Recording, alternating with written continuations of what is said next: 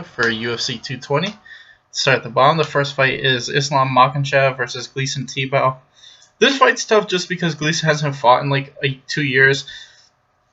I really don't know because I feel like Tibau, we saw in that fight against Khabib, he has really good takedown defense.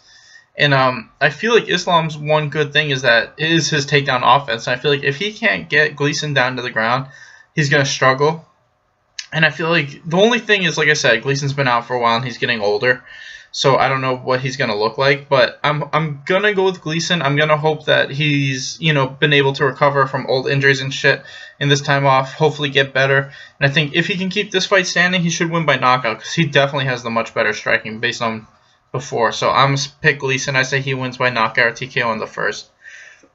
Next is Enrique Barzola versus Matt Bertis, and I'm going to pick Enrique. I feel like he's, he should be 4-0 in the UFC. He came in 10-2. He had that one really bullshit loss that he clearly won, and he's looked amazing in every single one of his fights. I feel like his striking's gotten better in every single fight, and he's always had great wrestling and jiu-jitsu. I don't think he's going to lose to any of the lower level guys just based on what I've seen in his 4 UFC fights so far. I think that he's going to get Tom Breeze to the ground and just beat him up. I think that Tom Breeze is a good jiu-jitsu guy too, but he's primarily a striker. And I feel like once Enrique just mixes the striking with the wrestling like he usually does, he's probably either going to win by decision or maybe get a late finish. Next is Dan Ige versus Julio Arce. And to me, Dan Ige looks like he's really good everywhere. Like, he came into that Dana White fight series as primarily a grappler, but we saw he won that fight mainly with his striking. And then Julio is also really good. He's really well-rounded, and he's 13-2, but his only loss is to the same guy, to Brian Kelleher. The first time he lost, he got caught in a guillotine really early, and then they rematched again, and he lost by decision. But, if your one loss is to a guy who's a really solid up-and-comer in the UFC, then, you're pretty solid. This fight's really close because Dan Ige is like 8-1, 9-1, and his one loss is a really close split decision. And like I said, Julio's one loss, he's got 2 losses, but it's to the same guy. So these guys both look really similar. They both look like they're good everywhere. I'm just going to go with Dan just because he's from Hawaii and I'm from Hawaii. But it's hard to tell because they both really look good in their fights in the Dana White thing. They look like they're well-rounded, and we're just going to see. I think we're going to see who the real guy is, but I'm going to lean towards Dan. Next is Dustin Ortiz versus Alexandre Pantoja, and Dustin Ortiz definitely could grind this out and just win a decision with his wrestling, but I feel like Pantoja's jiu-jitsu is going to keep Dustin busy, and I feel like Alexandre has a big advantage striking. I think he's definitely the much better striker. I think Ortiz probably throws a little bit more volume, but Pantoja's probably better and hits harder. I just feel like Pantoja's eventually going to hit him with something big and kind of do what Moreno did. He's going to hit him with something big, take his back, and submit him. And I just see Pantoja winning by rear naked choke probably in the second round, just like how Moreno did.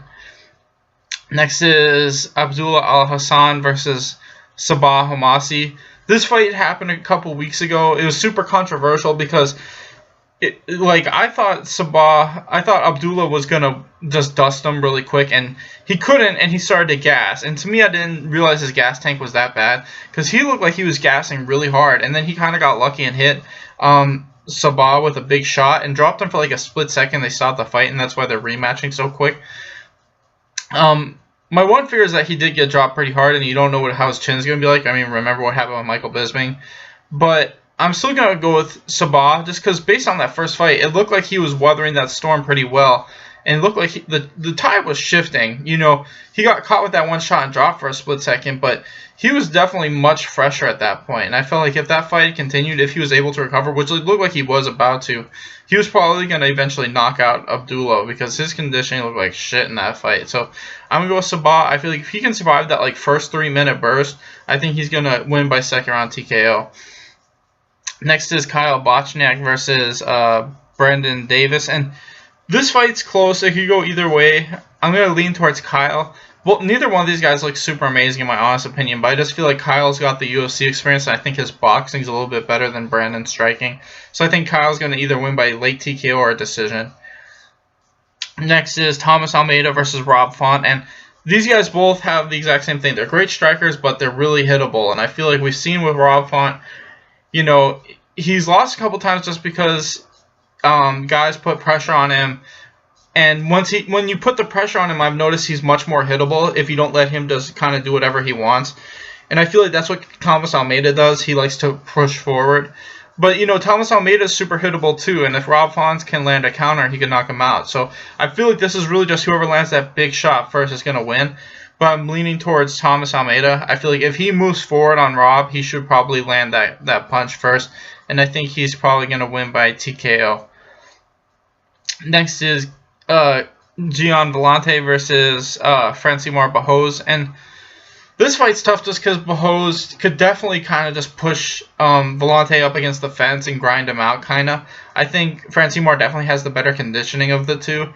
I think Villante's the better striker overall, the more confident striker, but like I said, Barroso is the type of style where he can beat the mediocre people, like if he fights smart. So this one's super tough just because I feel like Villante could knock him out potentially because Barroso has been knocked out before. But I honestly just think that Barroso will probably just hold him against the fence and just tire him out. I'm going to go with Villante. This one's really tough just because I really feel like there's a strong possibility that Barroso is just going to push him against the fence and grind him out for 3 rounds. But I'm going to hope Villante can keep the space and just win by TKO in the first or second round. Next is Calvin Kattar versus Shane Burgos, and these guys are both primarily strikers, but I feel like Calvin's the much better striker. He's good at keeping range, and he fights really well on the outside. I feel like Shane Burgos really only fights well in one position, that's in the pocket. I feel like we saw in that fight with Charles Rosa, he caught him at the end, but that whole fight, Charles Rosa was able to keep him on the outside with kicks and shit for the most part, and I felt like Kyle was winning that whole fight up until Shane caught him with that big uppercut kind of. I feel like Calvin Kattar's got much better striking than Charles Rosa does, and I think he's going to just keep him on the outside for the full 3 rounds and win a 30-27 decision. So yeah, I got Calvin Kattar winning by easy 30-27 decision. Next is Daniel Cormier versus Volkan Ozdemir, and to me this fight is exactly like the Rumble Johnson fight. I think Volkan has a round and a half in him before he starts to gas.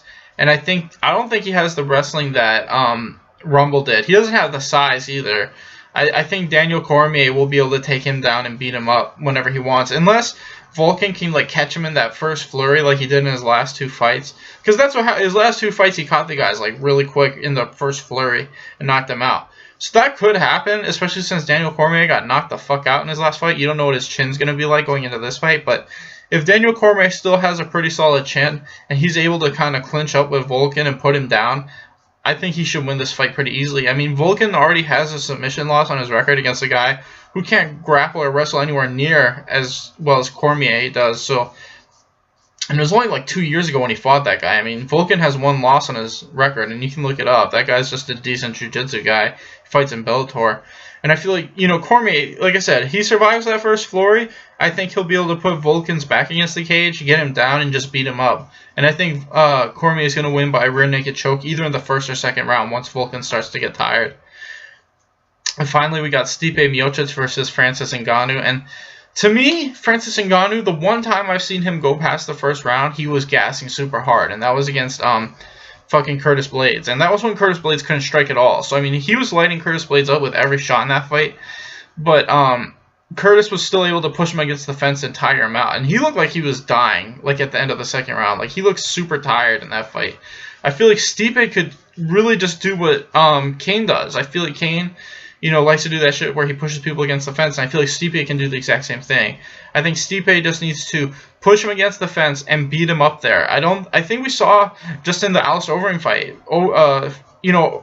Alistair's not the greatest at pushing people against the fence and holding them there, but he was still able to do it. I feel like Stipe could absolutely do that. He's definitely got the wrestling and ability to hold people against the fence like that. And if Alistair could do it to Francis for a little bit, Stipe could do it for 5 minutes easy. And that's what I think is going to happen. I think Stipe is going to consistently get him against the fence, beat him up, and I think 3rd or 4th round, Stipe is going to eventually get on top of him, get mount, and just TKO him with ground and pound. As long as he doesn't get caught in the 1st or 2nd round, I think Stipe is just better throughout the whole fight. It's just that first round. So I'm going to pick Stipe by 3rd or 4th round TKO. Anyway, thanks for watching, guys. Please like and subscribe.